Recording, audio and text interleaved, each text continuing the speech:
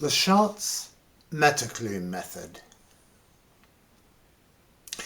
Lady Carlotta stepped out onto the platform of the small wayside station and took a turn or two up and down its uninteresting length to kill time till the train should be pleased to proceed on its way. Then, in the roadway beyond, she saw a horse struggling with a more than ample load, and a carter of the sort that seems to bear a sullen hatred against the animal that helps him earn a living. Lady Carlotta promptly took herself to the roadway and put rather a different complexion on the struggle.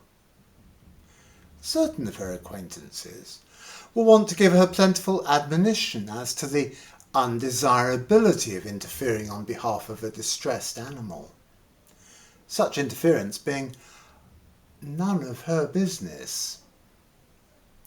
Only once had she put the doctrine of non-interference into practice, when one of its most eloquent exponents had been besieged for nearly 3 hours in a small and extremely uncomfortable may tree by an angry boar-pig, while Lady Carlotta, on the other side of the fence, had proceeded with the watercolour sketch she was engaged on, and refused to interfere between the boar and his prisoner.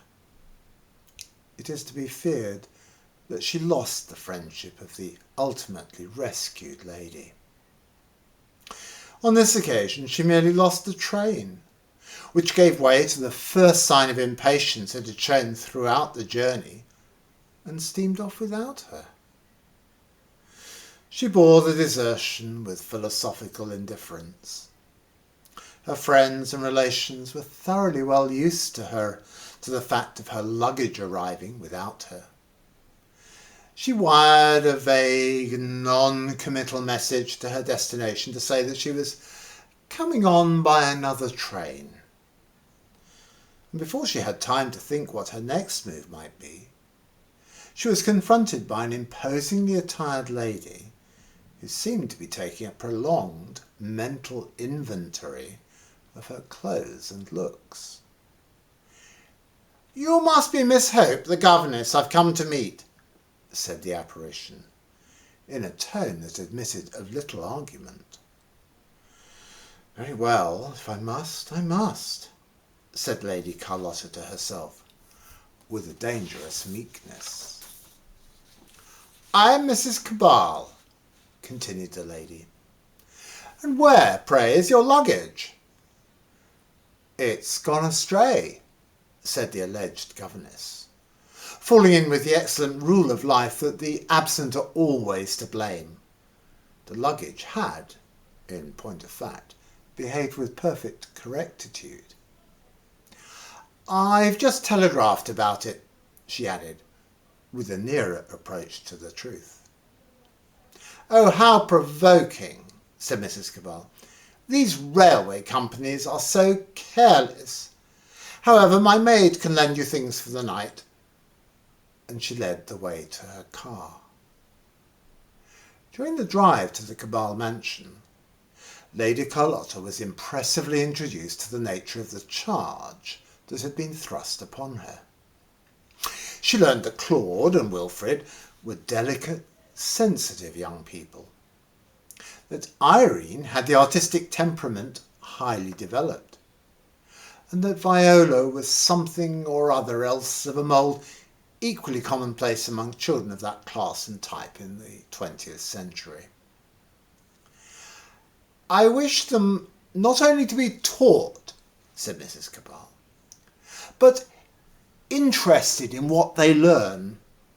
In their history lessons, for instance, you must try to make them feel that they're being introduced to the life stories of men and women who really lived, not merely committing a mass of names and dates to memory. French, of course, I shall expect you to talk at meal times, several days in the week." "I shall talk French 4 days of the week, and Russian in the remaining 3. "Russian? Oh, my dear Miss Hope, no one in the house speaks or understands Russian." Well, that won't embarrass me in the least, said Lady Carlotta coldly. Mrs. Cabal, to use a colloquial expression, was knocked off her perch. She was one of those imperfectly self-assured individuals who are magnificent and autocratic as long as they're not seriously opposed. The least show of unexpected resistance goes a long way towards rendering them cowed and apologetic. When the new governess failed to express wondering admiration of the large, newly purchased and expensive car, and lightly alluded to the superior advantages of one or two makes which had just been put on the market, the discomfiture of her patroness became almost abject. Her feelings were those which might have animated a general of ancient warfaring days, on beholding his heaviest battle elephant ignominiously driven off the field by slingers and javelin throwers. At dinner that evening, although reinforced by her husband, who usually duplicated her feelings, and lent her moral support, Mrs. Cabal regained none of her lost ground. The governess not only helped herself well and truly to wine, but held forth with considerable show of critical knowledge on various vintage matters, concerning which the Cabals were in no wise able to pose as authorities. Previous governesses had limited their conversation on the wine topic to a respectful and doubtless sincere expression of a preference for water. When this one went so far as to recommend a wine firm in whose hands you could not go very far wrong, Mrs. Cabal thought it time to turn the conversation into more usual channels. "We got very satisfactory references about you from Canon Teep," she observed. "A very estimable man, I should think. Drinks like a fish and beats his wife otherwise. A very lovable character," said the governess imperturbably. "My dear Miss Hope, I trust you are exaggerating," exclaimed the Cabals in unison. "Well, one must in justice admit that there is some provocation," continued the romancer. "Mrs. Teep is quite the most irritating bridge player I've ever sat down with. Her leads and declarations would condone a certain amount of brutality in her partner, but to souse her with the contents of the only soda water siphon in the house on a Sunday afternoon, when one couldn't get another, argues an indifference to the comfort of others which I cannot altogether overlook. You may think me hasty in my judgments, but it was practically on account of the siphon incident that I left." "We'll talk of this some other time," said Mrs. Cabal hastily. "I shall never allude to it again," said the governess with decision. Mrs. Cabal made a welcome diversion by asking what studies the new instructress proposed to inaugurate on the morrow. "History, to begin with," she informed him. "Ah, history," he observed sagely. "Now, in teaching them history, you must take care to interest them in what they learn. You must make them feel that they're being introduced to the life stories of men and women who really lived—" "I've told her all that," interposed Mrs. Cabal. "I teach history on the Schartz-Metterklume Method," said the governess loftily. "Ah, yes," said her listeners, thinking it expedient to assume an acquaintance, at least with the name. "What are you children doing out here?" demanded Mrs. Cabal the next morning, on finding Irene sitting rather glumly at the head of the stairs, while her sister was perched in an attitude of depressed discomfort on the window seat behind her, with a wolfskin rug almost covering her. We're having a history lesson, came the unexpected reply. I'm supposed to be Rome, and Viola up there is the she-wolf.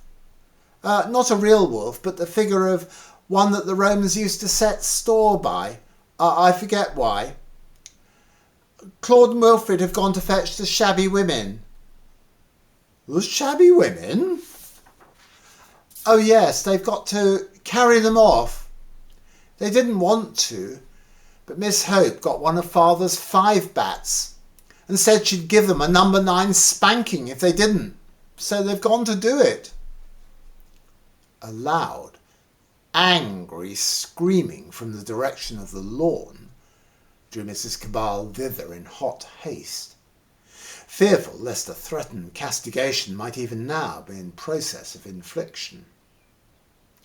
The outcry, however, came principally from the 2 small daughters of the lodge-keeper, who were being hauled and pushed towards the house by the panting and dishevelled Claude and Wilfred, whose task was rendered even more arduous by the incessant, if not very effectual, attacks of the captured maiden's small brother. The governess, 5's bat in hand, sat negligently on the stone balustrade, presiding over the scene, and repeated choruses of "I'll tell mother!" rose from the lodge children. But the lodge mother, who was hard of hearing, was for the moment immersed in the preoccupation of her wash-tub. After an apprehensive glance in the direction of the lodge, the good woman was gifted with the highly militant temper which is sometimes the privilege of deafness. Mrs. Cabal flew indignantly to the rescue of the struggling captives. "Wilfred, Claude, let those children go at once. Miss Hope, what on earth is the meaning of this scene?" "Early Roman history. The Sabine women, don't you know? It's the Schartz-Metterklume Method to make children understand history by acting it themselves. Fixes it in their memory, you know. Of course, if thanks to your interference your boys go through life thinking that the Sabine women ultimately escaped, I really cannot be held responsible." "You may be very clever and modern, Miss Hope," said Mrs. Cabal firmly, "but I should like you to leave here by the next train. Your luggage will be sent after you as soon as it arrives." "I'm not exactly sure where I'll be for the next few days," said the dismissed instructress of youth. "You might keep my luggage till I wire my address. There are only a couple of trunks and some golf clubs and a leopard cub." "A leopard cub?" gasped Mrs. Cabal. Even in her departure, this extraordinary person seemed destined to leave a trail of embarrassment behind her. "Well, it's rather left off being a cub. It's more than half grown, you know. A fowl every day and a rabbit on Sundays is what it usually gets. Raw beef makes it too excitable. Don't trouble about getting the car for me. I'm rather inclined for a walk." And Lady Carlotta strode out of the Cabal horizon. The advent of the genuine Miss Hope, who had made a mistake as to the day on which she was due to arrive, caused a turmoil which that good lady was quite unused to inspiring. Obviously the Cabal family had been woefully befooled, but a certain amount of relief came with the knowledge. "Oh, how tiresome for you, dear Carlotta," said her hostess when the overdue guest ultimately arrived. "How very tiresome losing your train and having to stop overnight in a strange place." "Oh dear no," said Lady Carlotta. "Not at all tiresome for me.